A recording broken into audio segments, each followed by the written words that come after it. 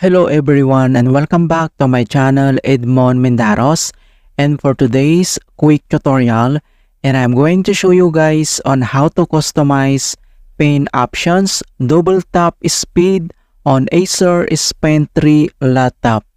And without further ado, and let's go ahead.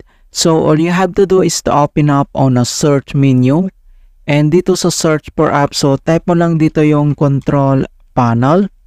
And then i-click mo lang dito yung open. And next step, so dito lang sa upper right side, makikita mo dito yung arrow na yan. So click mo lang yan. And then select mo lang dito yung large icons para makita mo lahat yung settings. So click mo lang yan. And next step ay, kailangan mo lang i-select dito yung Pin and Touch. Okay, so i-click mo lang yan. And then pop up itong Pin and Touch settings. So ang next step, so dito lang sa taas ay kailangan mo lang i-select dito yung Pin options. Alright? So once dito sa pin options and dito lang sa kanyang pin actions, so kailangan mo lang i-select dito yung double tap, and then dito sa kanyang equivalent mouse actions ay double click. Alright?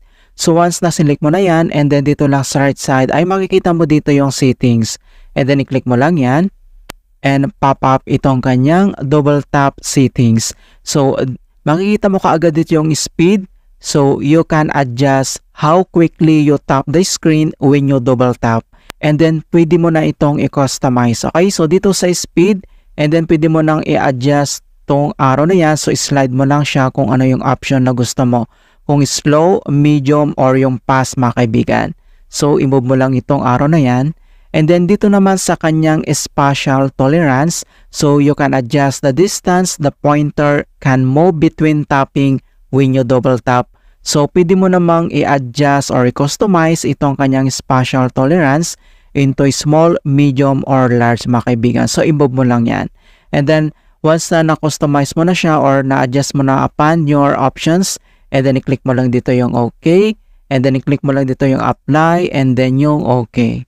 Alright, so ganun lang po kasimple on how to customize pin options double tap speed on Acer Pen 3 laptop.